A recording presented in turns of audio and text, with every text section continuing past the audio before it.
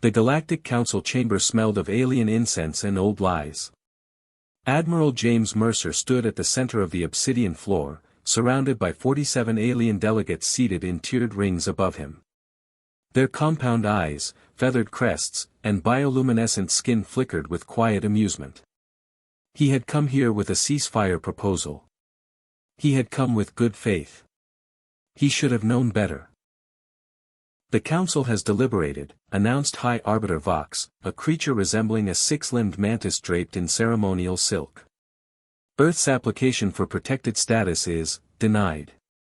Furthermore, the Council formally withdraws recognition of humanity as a sovereign species. Mercer's jaw tightened. On what grounds? Instability. Aggression. Primitive neural architecture. Vox tilted his triangular head. You are a liability, Admiral. The Keth Dominion has offered a cleaner solution. The chamber erupted in layered alien applause, clicks, hums, and resonant bone drumming. Mercer didn't flinch. He didn't beg. He simply removed his council visitor badge, set it on the floor with a quiet clink, and walked out. Behind him, the delegates laughed.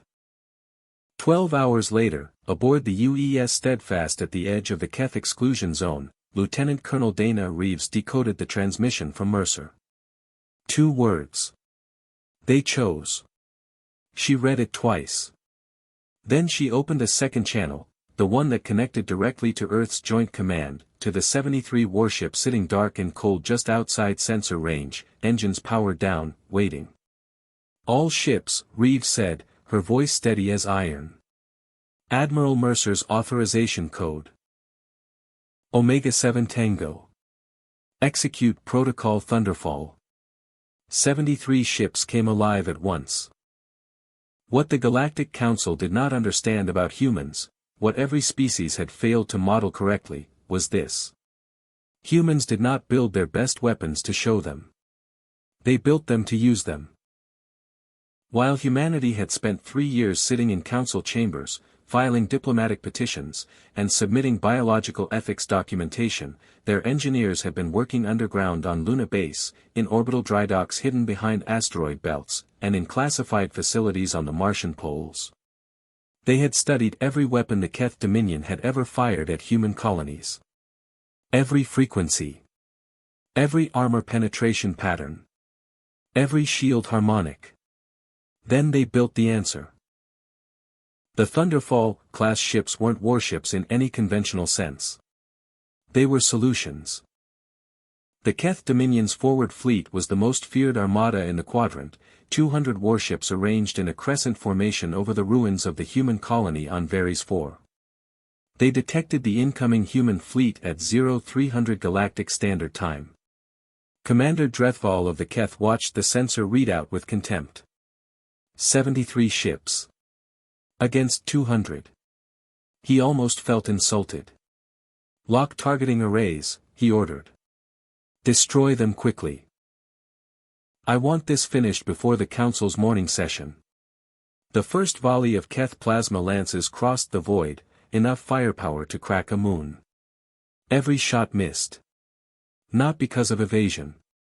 Because every Thunderfall-class hull was coated in a refractive lattice reverse-engineered from Keth weapons technology itself. The plasma simply bent away. Scattered into harmless light. Drethval stared at his readouts. Fire again. Sir. His weapons officer's voice cracked. Their ships are accelerating. What happened next took 11 minutes. The UES Steadfast led the charge, and Dana Reeves felt the G-force pressing her into her command chair as the ship crossed the engagement threshold at speeds the Keth hadn't calculated possible. Human propulsion had been the galaxy's quiet joke for decades. It wasn't funny anymore. The Thunderfall ships didn't use plasma. They used kinetic railguns accelerated by electromagnetic coils the length of a city block, firing tungsten carbide slugs at a fraction of light speed. No shields in the known galaxy had been designed to stop mass. Everyone had invested in energy defenses. Humans had remembered physics class. The first Keth warship split in half in absolute silence. Then another. Then 6 more simultaneously as the human fleet fanned into a three-dimensional envelopment pattern. A tactic borrowed from an ancient battle called Canny, fought on a small blue planet, long before humanity ever looked at the stars. Drethval issued a retreat order. Only 40 Keth ships escaped to tell the story. Admiral Mercer transmitted one final communication to the Galactic Council chamber. No demands. No threats. Just coordinates, the debris field where the Keth forward fleet used to be.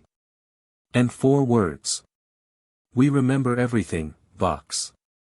The council chamber went very, very quiet. Somewhere in the galaxy, humanity had just stopped asking for a seat at the table. They had brought their own.